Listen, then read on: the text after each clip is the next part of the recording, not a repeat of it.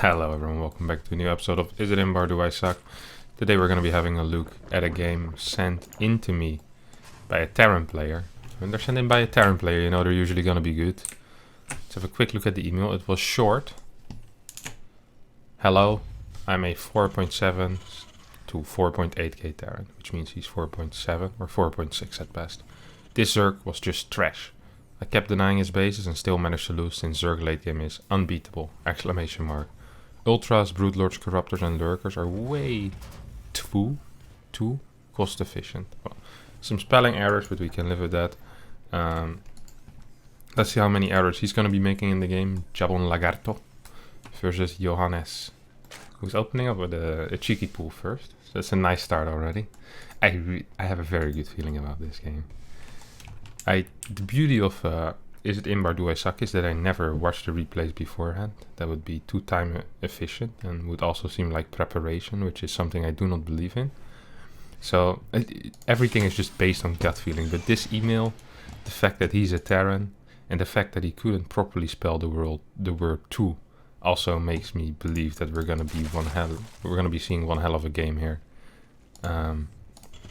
Okay, so he starts by instantly walling, getting his factory, which I kind of like, honestly.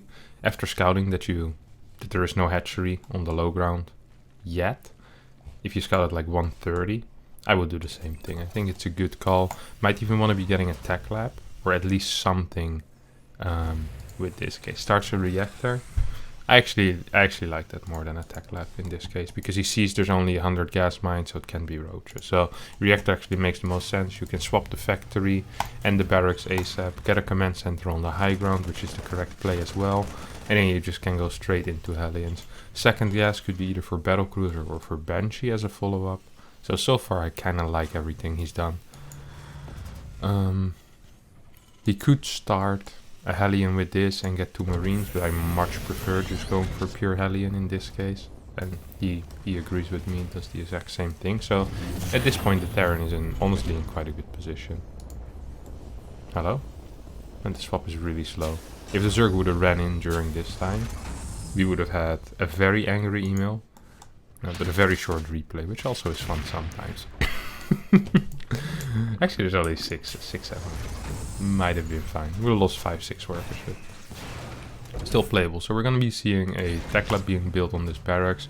Most likely will be used to swap on the starport. So far I'm liking everything. Some good scout denial, or at least intended to be scout denial. There's no real overlord there yet. There's an overlord on the natural, of course.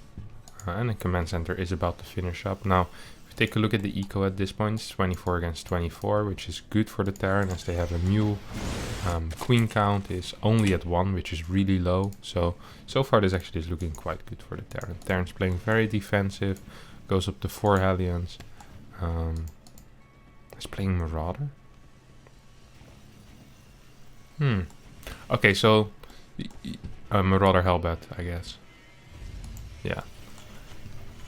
So he'll build a medevac with this and then play Marauder Hellbat. So the reason why I don't mind this too much, I mean, it's just a build order, right? It's a slightly over-aggressive build order. But the reason I don't mind this is because he doesn't have a Reaper and doesn't have any scouting information. So if his opponent is being very greedy and droning up very fast, he might be able to kill his opponent. If his opponent is all-inning him with roaches, for example, the Marauders and the Hellbats with the medevac will actually be able to do very well. So overall, I kind of like the pick of this strategy. It's Jabon Lagarto has a good brain on his head. The only problem is that he hasn't built a single SCV in the past minute and a half. And it's gonna be it's part of the build. Well, it might be part of the build, but I don't think floating 460 minerals is. He actually hasn't built a single SCV in the past minute. Third CC does go down, and he starts at least 1 SCV again. No second SCV yet. So he should already be at, I believe, 29-30 workers at this point. Instead he's at 26, and this feels a lot more all-in than it really should be. Now, what is here for the Zerg? He has 4 queens and 8 links. This technically should be game over, honestly. Now, as this was a game complaining about the late game, I'm gonna guess we're not gonna see the end of it here. Just managed to get the third base basically immediately. See a little bit of a counter-attack coming, still only 27 workers, single SCVs being produced at a time, and now finally you have double workers being produced. Halberd Marauder gets a queen, gets a base. I guess he's not the greatest micro, but I mean, I think it's fine, right? Ideally you would have ran away everything, and then hatchery and maybe the one queen. This is a classic as well. The classic, I'm microing my Marauders, dodging shots, while not building a single SCV. Once again, only a single SCV. Probably lost a bunch of workers to these links as well. I saw some links with 2-3 kills. So while I was busy picking up one Marauder from dodging a road shot, he forgot to build SCVs. He lost every single SCV in the natural. So even though the base denial was good, I wonder if this was actually worth it. Currently he's on half the income of his opponent. These links did about as much damage as the 8 Hellbats and the 4 Marauders or 3 Marauders did on the other side, which is usually not good if 6 links can do the same amount. Finally we have some solid SCV production, even though one of the CCs still isn't really doing anything. I still think Terran's in a good position actually. Decent pickup here. Tank should be able to save this. There's triple CC, so in theory at any given point, if he starts producing workers from all 3 command centers instead of just from 2, this queue. This is also a classic. It's the pretending that you have good macro, but just queuing up a lot of units so you don't have any money in the bank. That's a very good play as well. I always like that. It's the same as building like a 4 CC at the 5-minute mark because you're floating 1.2k. It's also a lower league classic that we see a lot. Terra is just really far ahead at this point, I think. He's lacking E-base at this point. I mean, we have 3 barracks already. We have medevacs on the way. E-base should have already gone down. SCV production has been mediocre throughout the game, but is now finally picking up. Macro's pretty okay, I would say. I mean, consistently building units, whether they're queued up too much or not, doesn't really seem to matter. Walls are being built, and third base should be starting to get saturated soon. We have a full-on move out here. Now there's no 1-1, which usually you would have with this push, but I don't think it should matter too much once combat shield finishes. I mean, there's a single Ling on the map currently, and there's 16 Marines, 3 tanks, and 2 Marauders. That means for every Ling there is 16 Marines, 2 Marauders, 3 tanks and 3 medevacs, which is a ratio I would be a little bit afraid of if I was a Zerg player. We see our Terran is moving towards this bottom side to try and deny this base, which he probably will be able to kill very easily as there's no defense whatsoever. Then if he keeps pushing forward, he probably should be able to kill his opponent, honestly. As 1-1 starts, 2 extra barracks on the way as well, I like that. Once again, no SCV production as he's moving out. This guy has a one-track mind. He's either attacking or he's producing workers. And then most of the time even just with a single or only 2 CCs.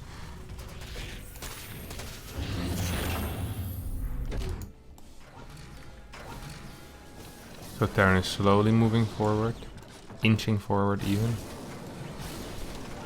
There is now a decent force, but still this isn't very big. There's no Baneling speed. There's no nothing really. If he micros this well and he targets with the tanks, I have a very difficult time seeing the Zerg hold this, honestly. It sucks that the tanks aren't capable of doing this yet. Tank fire gets started on the links, not on the Banelings so far. I see a pretty decent fight here for the Baron, honestly, but I think in the end he's just barely gonna get cleaned up. Not having 1-1 really does suck there. Still wasn't that bad, got the 4th base. Sucks that he lost the tanks, but importantly, he really hasn't been producing a lot of workers. I feel like every time he has one of these fights, I'm like, okay, you denied the 4th base, that's really nice. And then I go back to him and it's like, wait, you still have, like, you just gained 3 workers in the past 2 minutes. Like, that's not actually that great, buddy. So right now we're on 5 racks, where 1-1 is about to finish. Our 4th CC is about to finish. This is the macro CC, of course. We know this one. If you're on 53 works and you're building a 3rd CC, it's because you were floating money, my friend. not because you actually wanted a fort base. He doesn't have any extra added barracks yet, is on 5, wouldn't mind going up to 7 at this point, or adding a second factory, and then going perhaps up to some extra barracks afterwards. Yeah, second factory is a good call, I like that.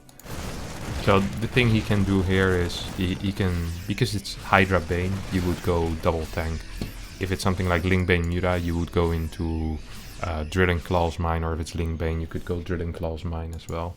Oh, this doesn't get closed down. So this is something that a lot of Terrans do struggle with, is run-bys, and one of the reasons is that a lot of Terrans will just rally push across the map. But this leaves you very vulnerable to run-by. So this run-by does a lot of damage once again. Third base is not mining.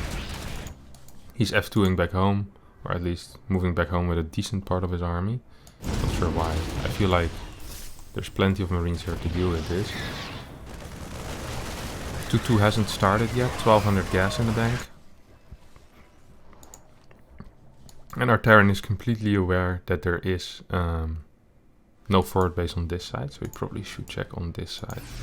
I like that he's keeping some units at home at this point, good for against run-bys.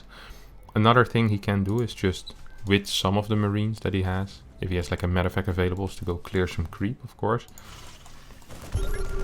Now, here we see a run-by that really shouldn't be able to do too much. He just stims his units and micros them a bit.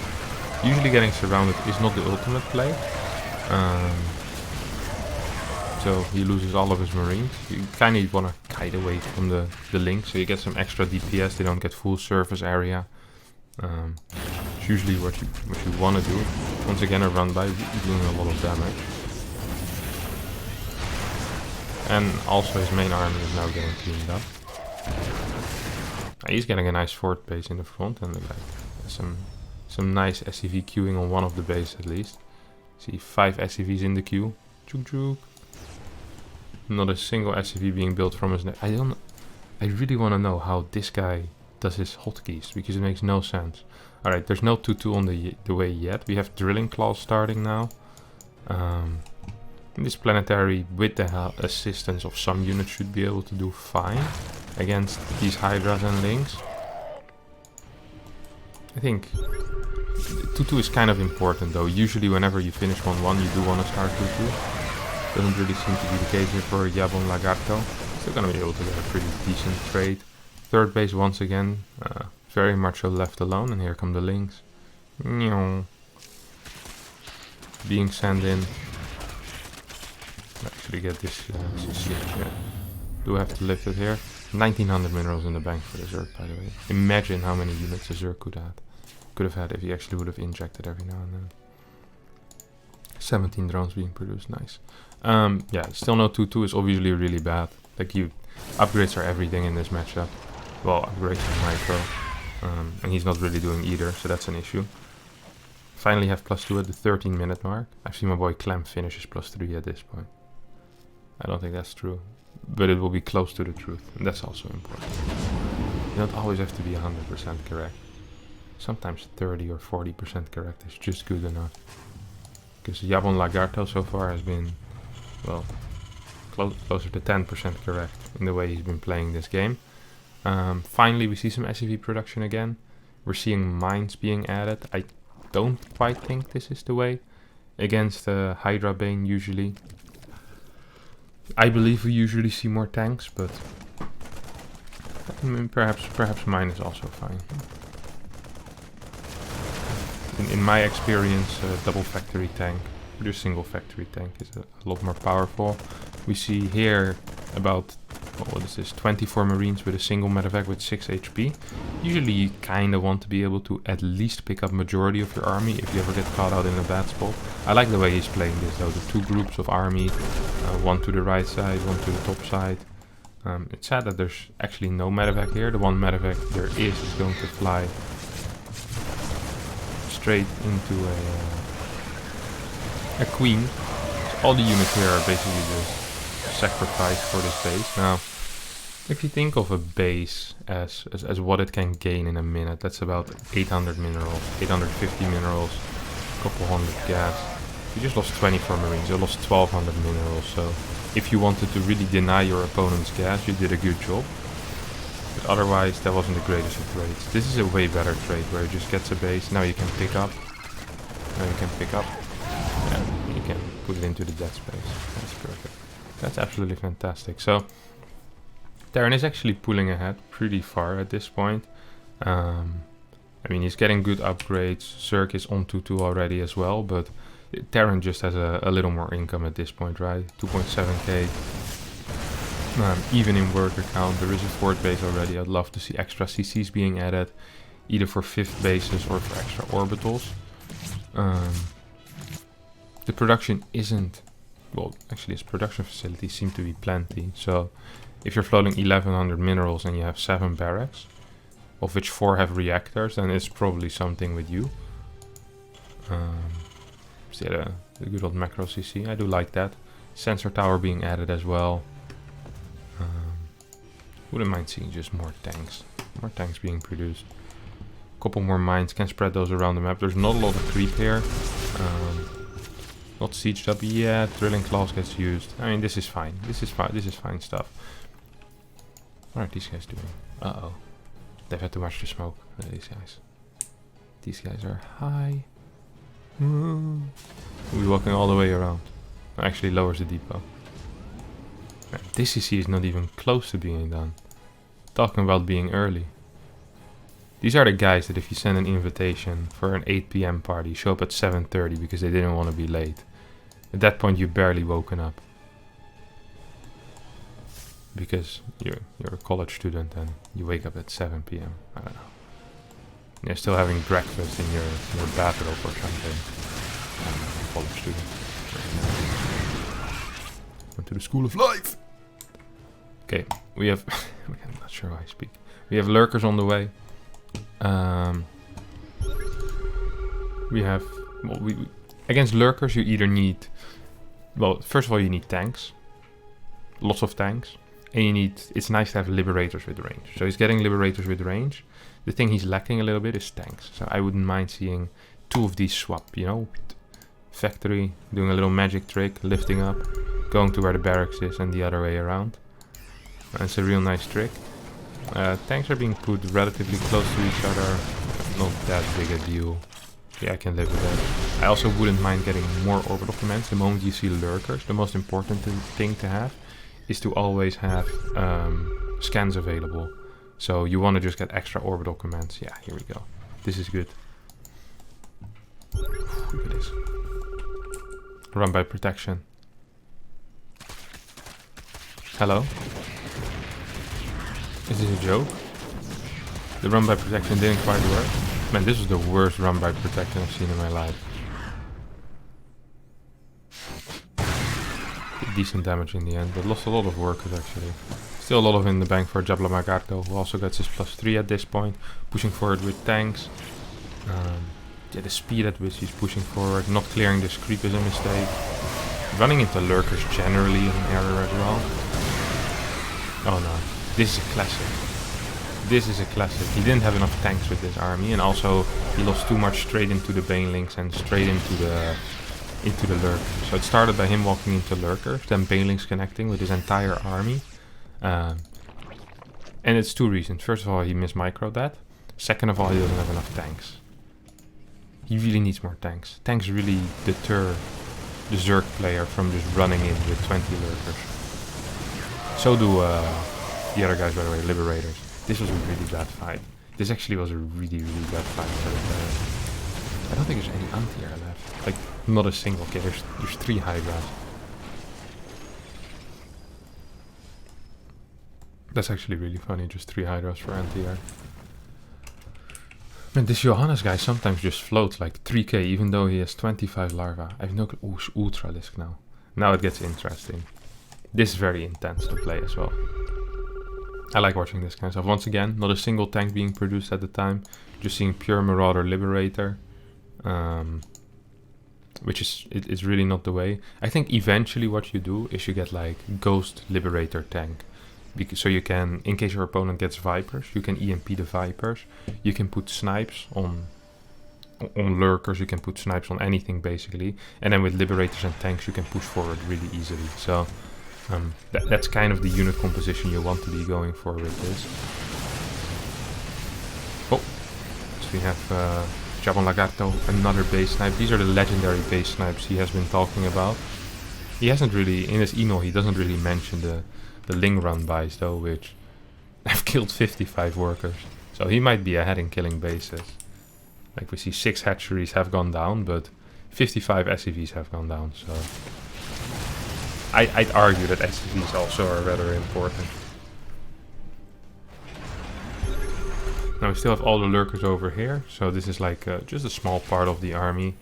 And you'd feel like Jabon Lagarto would be able to just kind of jump on that, but his army just looks pretty weak, honestly. I still think he would be able to jump there. This army does look weak with all these liberators in the air. I'm not quite sure how he managed to make it look so weak. I mean, if these lurkers are here, his army absolutely looks terrible. Not a single tank in here, so really not any backbone to this army. You know, it can fight and it can kite, but it can't kite to anywhere really. Maybe back into liberators at some point. Oh, we have a bunch of lurkers running into random locations. This is gonna be one hell of a fight. If he actually runs into that, I would be really sad. Okay, lurkers getting some shots off. Liberators defending this very important cliff. Now realizing after the planetary fell, or perhaps the planetary had priority over the cliff here, they will move to the place where the planetary formerly was, instead of to the place where the new planetary is going to be. As a result, these links will right-click this planetary and it will also fall. So this is a very, very impressive liberator movement here, where initially you start by defending a cliff, which is nothing of value to you. Then once you lose your base over here, you go defend the area formerly known as your base. And then you lose this one as well. So the end result being that you lose 2 bases and you kill nothing. Now, there was once was a Dutch football coach who said you could call that scoreboard journalism, where you just look at the result and not how well was played. But no matter how we look at this, whether we look at the result or how well it was played, you can only come to the conclusion that it was poorly done. Both the result and the execution were crap. And then it's not scoreboard journalism anymore.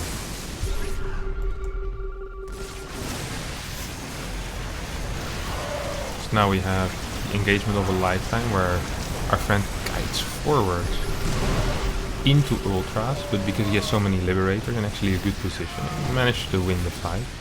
But usually you want to try to kite away from the ultras while your liberators hold a position. That's why tanks are also nice to have. But I mean, this actually was a good fight. We see units lost is relatively even again, which is good, obviously.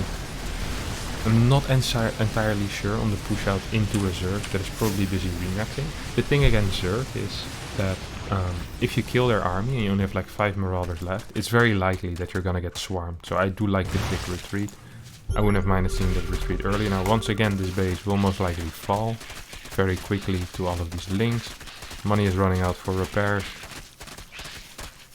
Adrenal clones things. They do have adrenal, right? Yeah. They kill stuff so fast, it's insane. So this actually was a good defense, good repair, send over some units. I would love to see some random Widow Mine spread across the map. One here, one here. A bit like this, but more forward as well. It gives so much just map control, where Zerg always needs to have overseers with their army. They're gonna just be losing random links all around the map. Jabon Lagarto's spot in this game so far honestly isn't that bad. Like, it's still playable, it's just... I really want to see some tanks being added. I just want to see some tanks. I want to see some tanks. I want maybe even to see some ghosts for some snipes against the Ultralisk or the Lurkers. I think both is going to be fine. To run by setup. Jabon Lagarto going up to 6 bases. Now, while his opponent is still on a mere 5 at this point. Okay, we have big drops coming in. Probably will be going for the snipe on this base, which makes some sense, I guess. A couple of SCVs just hanging out down the street. Same old thing they did last week. Not a thing to do but talk to you. Alright. I kind of like that he isn't doing anything, Jabon Lagarto. I'm not even too sure about this one. I wouldn't just mind if he stays at home and defends. The Vikings confuse me an enormous amount.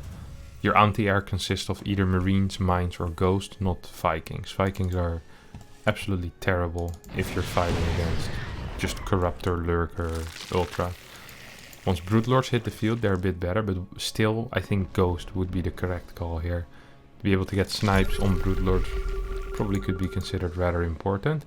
Jabon Lagarta, as I was talking, probably lost a bunch of his army to something, because before this was 3 medevacs worth of units, now it's 2/3 medevac worth of units, or 3/4.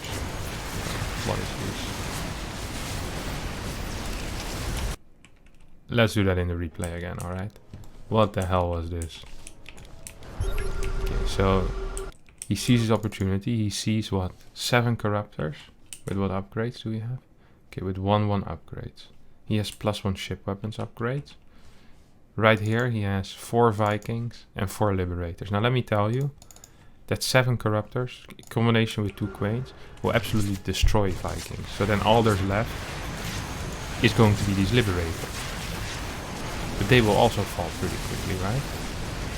So you just lost 4 Liberators and 4 Vikings for nothing, really. Broodlords are now out.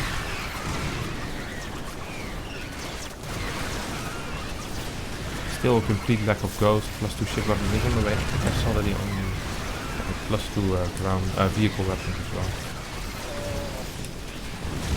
Honestly, once again, this fight didn't even go that bad for Jabon Lagarto. It's just that he actually has been outlined, which is insane to think about, because we're looking at a Zerg who's been on 60 workers max the entire game for 28 minutes. How you get outmined by a Zerg with 20 workers, or with 60 workers, is a mystery to me. But like, the trades are pretty even, the unit loss is pretty even. 72 workers killed. So something must have been going seriously wrong here for Jabon Lagarto. I feel like he's still winning though. I don't like the high mine count. Mines against lurkers actually really suck. They're good to have, maybe 1 or 2 on a siege position to defend your air units like Liberators against Corruptors, but I mean, mines just get completely outranged by lurkers. Like, lurkers can just actually just push forward into mines. Like, look at this.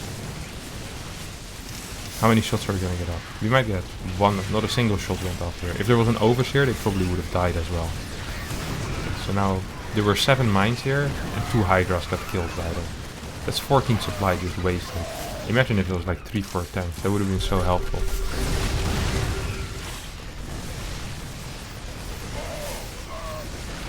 Mines are good against units that need to attack, like Ling Bane, you know, like Muda Ling Bane, small range units basically. They're not ideal against Hydra already, but against Lurkers they're definitely not great. And the lack of Overseer is helping here, but not quite sure if it's helping enough. Now, another common thing that I see a lot is where people get really attached to a base that they really shouldn't be getting attached to. In this case, a base with 80 minerals still.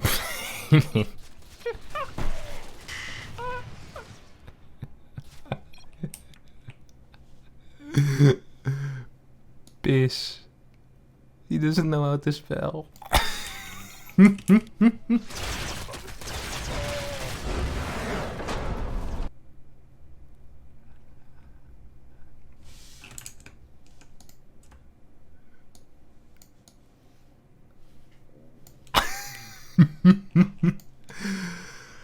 Oh, Jabon Lagarto. You a beautiful human being. You see, sometimes I feel like when people send me these replays for is it Imba or do I suck, they don't really mean it, and they just want the analysis of the game, you know, and they just make up some description like, oh, Zerg is so broken, free analysis. But Jabon Lagarto was fuming when he sent me this email. He's typing on his Dell keyboard that he still has, that got sent to him with the computer in his mom's basement. Yeah, Zerg is so broken. Ah, this was great. All right, let's deal with this systematically. Eh? Early game Jabon was good. Your reactions to the early pool, I liked. Your build order, I liked. I understood that. The lack of SCVs there. This is the one thing that had been bothering me throughout the game, and it started in the early game really. SCVs, my friend. They're really quite important. Try to keep building them, as they provide minerals and resources are the key to victory in this game. They're really the key to victory. So just try to remember that if you want to win the game, you need more resources. In order to get more resources, you need more SCVs. See? More SCVs. Tip number 1 for you. As you seem to be an angry fella, I'm just gonna, and not that bright, I'm gonna explain it slowly, very systematically for you. Second point, Ling run buys. Ling run buys kill SCVs and deny mining. If you don't have resources, right, can't build more army. Right? That's not good. You want those guys that shoot, yeah? So try to stop the Ling run buys by not having your rally across the map. That's usually a mistake. You might want to work on that. If you rally straight across the map and 20 links deny your third base for a minute and a half, that could be an issue that's identifiable by you or by me, and it could be fixed by rallying towards your third base or having a better wall earlier on, and maybe getting a faster sensor tower as well, spreading mines across the map a bit, trying to get some map control in that way. Unit composition, too much to focus was on Marauders, definitely. That's not the way. You should be getting more tanks, more ghosts. Usually Vipers get played by Zerg as well. At some Vikings, if there is a big corrupted Broodlord count, is fine, but in general, Lip Ghost tank should deal with most of this. So, I think we pretty much have got you covered here, my friend. You played well tonight, lots of bases, but you lost so many bases yourself as well. Your unit control was decent at times, atrocious at others. 4.7, 4.8 KMMR. Yeah. Moi. I think you suck. This is not imbalanced. Zerg didn't even really use any infestors or any vipers. He didn't even really use mass broodlords. There was only 4. Your control was just off. It was your control, your lack of unit composition, and your lack of building SCVs that really lost you this game. So I'm sorry, man, but it's the way it is, Jamon Lagarto. So I'm looking forward to the second email where you call me bad words as well. But until then, you're the one that sucks. Thank you very much for watching. Don't forget to subscribe to my YouTube channel, hit the like button, and I'll see you all next time. Bye bye.